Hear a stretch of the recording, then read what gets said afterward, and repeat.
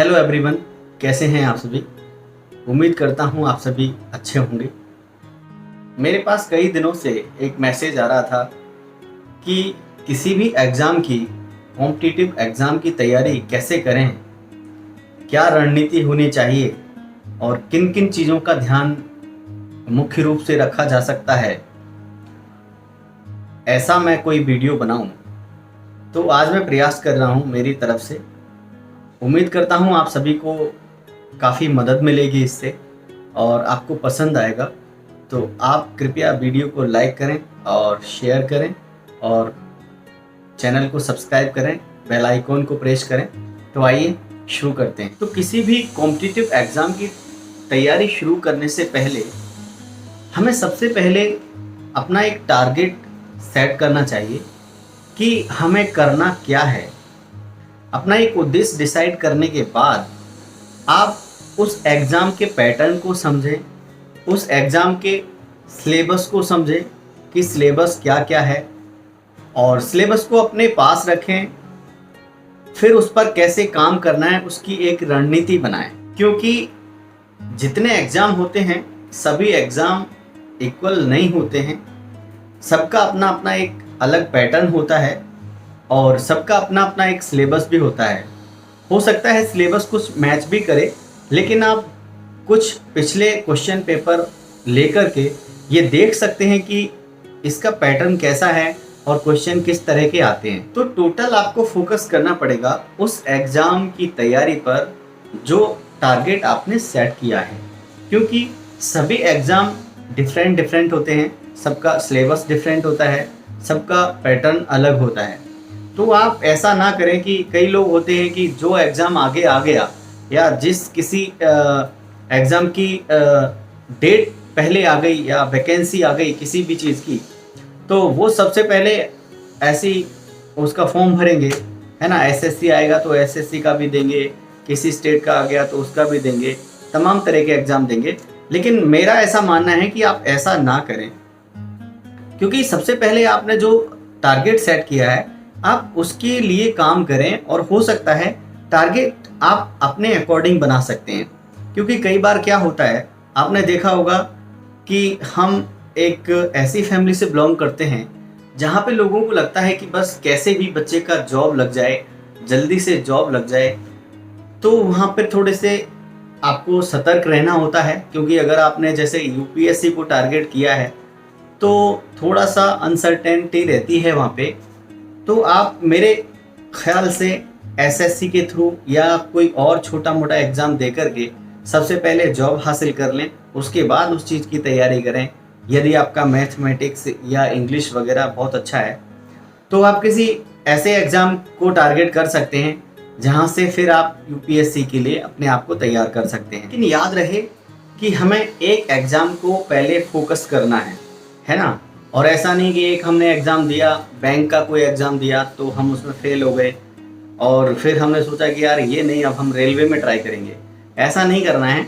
आप पहले एक एग्ज़ाम दीजिए और उसका सिलेबस अपने सामने रखिए। सबसे पहली बात ये है कि आप जिस किसी भी एग्ज़ाम को दे रहे हैं, जिस किसी भी एग्ज़ाम की आप तैयारी कर रहे हैं, उसका सिलेबस अपने पास रखिए, उसका पैटर्न समझते रहिए और जितने भी प्रीवियस ईयर के क्वेश्चन पेपर हैं वो आप देखते रहिए, उन्हें सॉल्व करते रहिए और उसी के अकॉर्डिंग अपनी तैयारी को आगे बढ़ाइए। क्योंकि जितना ज़रूरी है क्या पढ़ना चाहिए, उससे कई गुना ज़्यादा ज़रूरी है क्या नहीं पढ़ना चाहिए। क्योंकि हम अगर सिलेबस के अकॉर्डिंग पढ़ेंगे तो हम अपने सिलेबस को जल्दी कवर कर लेंगे, चीज़ों को जल्दी क्लियर कर लेंगे और जो बुक हाथ में आई उसी को पढ़ लिया, जो बुक हाथ में आई उसी को पढ़ लिया, तो फिर हमसे थोड़ा सा मुश्किल होगा ऐसा करना। क्योंकि आप एक बुक को 4 बार पढ़ें, ऐसा नहीं करें कि आपने 4 बुक लिया और उसको एक एक बार पढ़ा, तो एक तो कन्फ्यूज़न भी उससे होता है और बुक्स का अंबार भी लग जाता है हमारे पास। हमने कई बार ऐसा भी होता है कि हमने किसी के हाथ में कोई बुक देख ली और हमें लगा कि ये ज़्यादा बेहतर है तो हम उस बुक को भी मार्केट से ले आते हैं।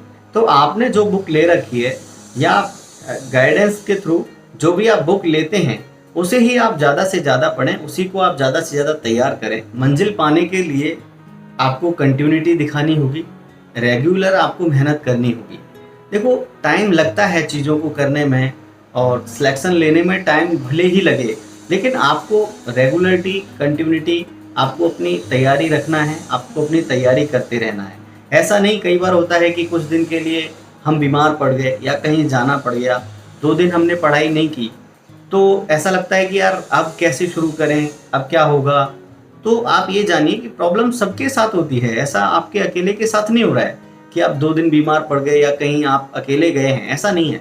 सबके साथ प्रॉब्लम्स आती है, लेकिन आप नए सिरे से वहीं से आप उसे फिर से शुरू कर सकते हैं। लेकिन निरंतरता आपको रखनी पड़ेगी, तभी आप चीज़ों को समझ पाएंगे, तभी आप उससे जुड़े रह पाएंगे। दूसरी बात यह है कि आपको पेशेंस रखना पड़ेगा, क्योंकि कई बार हम एग्ज़ाम की तैयारी अच्छे से करते हैं और किसी कारणवश भी यदि हमारा सिलेक्शन नहीं हो पाता है तो हम होपलेस हो जाते हैं और थोड़े से उदासी में हम दोबारा से वैसी तैयारी नहीं करते जैसी हमने पहले की होती है। तो आप निराश ना हो, क्योंकि यदि आप मेहनत कर रहे हैं तो एक दिन आपका नंबर ज़रूर आने वाला है। तो आप बस तैयारी करते रहें और रेगुलर, मैंने बताया कि आपको तैयारी रेगुलर रखना है।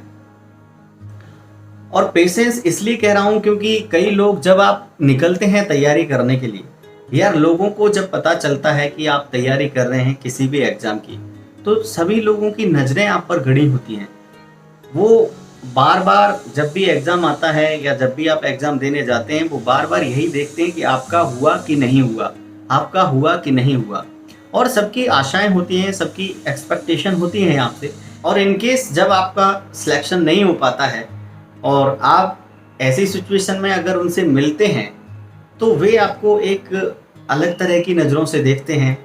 ऐसा लगता है मानो वो आपसे कई सवाल कर रहे हों कि यार तुम तो तैयारी करने गए थे, क्या हुआ? इस तरह के क्वेश्चन करते हैं। और कुछ लोग कहेंगे यार तुमसे नहीं हो पाएगा, हमने पहले ही कहा था कि तुम नहीं कर पाओगे। तो ऐसे जो डिमोरलाइज करने वाले लोग हैं, उनसे आप डिस्टेंस रखें, उनसे कम मिलें।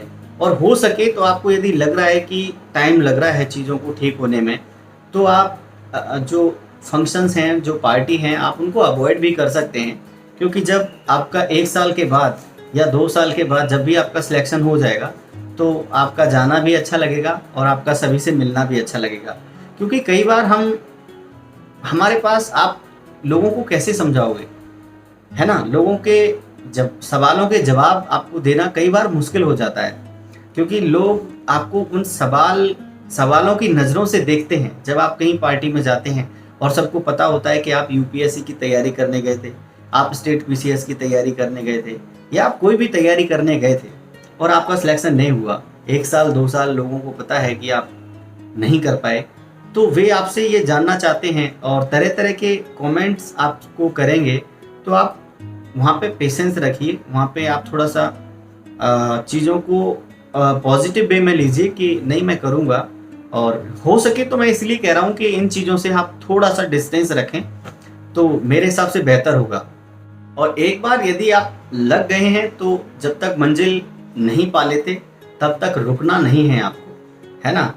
भले ही रास्ते बदलने पड़ जाएं, लेकिन आपको मंजिल नहीं बदलना है। एक बार बस तीर लग जाएगा ना निशाने पर, तो फिर सभी लोग जो ये कहते हैं कि तुमसे नहीं हो पाएगा, वे भी कहेंगे कि हमें पता था कि तुम्हारा हो जाएगा, तुम एक दिन ज़रूर बेहतर करोगे, हम पहले भी ऐसा सोचते थे। एक और सवाल लोगों का आता है कि सर कितने घंटे पढ़ना चाहिए? तो देखिए, यदि आप घंटे के हिसाब से पढ़ते हैं तो मेरे हिसाब से पढ़ना थोड़ा सा आपका अलग तरीके का है। क्योंकि मेरा ऐसा मानना है कि जब तक आपका मन लग रहा है, जब तक आपको लग रहा है कि आप चीज़ों को मतलब सीख पा रहे हैं, कुछ ले पा रहे हैं, तब तक आप पढ़ सकते हैं। लेकिन जब आपको लगता है कि यार अब मन नहीं है और आप घड़ी की तरफ बार बार देखेंगे, जब आप घंटे का हिसाब लगा के चलते हैं कि अब मुझे घंटे के अकॉर्डिंग पढ़ना है, तो आप बार बार, मुझे पता है कि आप घड़ी की तरफ देखेंगे कि कितना टाइम हो रहा है, 2 घंटे हुआ कि नहीं, 4 घंटे हुआ कि नहीं। तो ऐसा ना करें, आप बस पढ़ते रहें और एक समग्र तैयारी करें। ऐसा नहीं कि आपने एक पॉलिटी लिया और आप बस उसी को पढ़ते जा रहे हैं, 2 महीने हो गए आपके हाथ में पॉलिटी है। एक अपना सभी सब्जेक्ट्स को बराबर टाइम दें, एक समग्र तैयारी करें। जितने भी आपके सब्जेक्ट हैं, जो भी आपका सिलेबस है, तो सबको बराबर टाइम दें और कुछ जगह आपको लगता है कि यहाँ मैं थोड़े समय में कर सकता हूँ तो उसको कम टाइम दें, और आपको लगता है ये मेरे लिए थोड़ा सा टफ है, इस एरिया को मैं थोड़ा सा मुश्किल में कर पाऊंगा, तो आप वहाँ पे ज़्यादा टाइम दें। और जो चीज़ें आपको नहीं आ रही हैं उन पर ज़्यादा ध्यान दें और उनको बेहतर करने की कोशिश करें। क्योंकि घंटे का हिसाब रखना थोड़ा सा मुश्किल है। कई बार आप सुनते होंगे कि वो 14 घंटे पढ़ता था, वो 15 घंटे पढ़ता था, तो मेरे हिसाब से ऐसा नहीं होता है। और जो लोग बोलते हैं पता नहीं क्यों बोलते हैं। मैंने मेरे चैनल में कई लोगों के सिलेक्शन हुए हैं जिनको मैं करीब से जानता हूँ, जिनके साथ हमने पढ़ा है। कई लोग आज आईपीएस हैं, आईएएस हैं, तो उनमें और हम में कुछ तो डिफरेंट रहा होगा। और वो लोग भी आज भी हमारी बात होती है, मैंने उन्हें 14 घंटे कभी पढ़ते हुए नहीं देखा, तो और मैं भी कभी 14 घंटे नहीं पढ़ा, आपको बता दूं।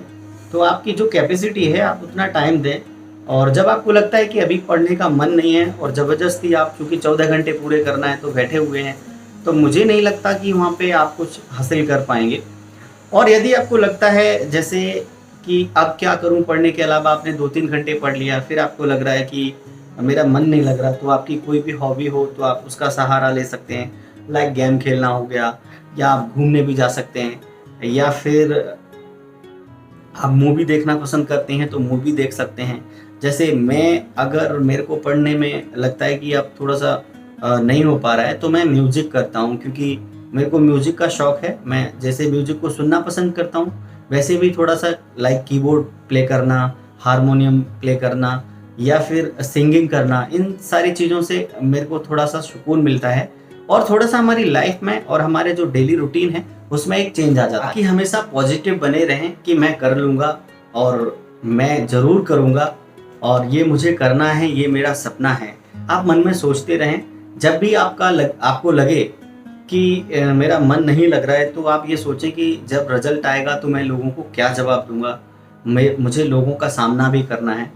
तो इस तरह से आप अपनी तैयारी को एक आकार दे सकते हैं और अपनी मंजिल को हासिल कर सकते हैं। मेरी ओर से आपको हार्दिक शुभकामनाएं हैं।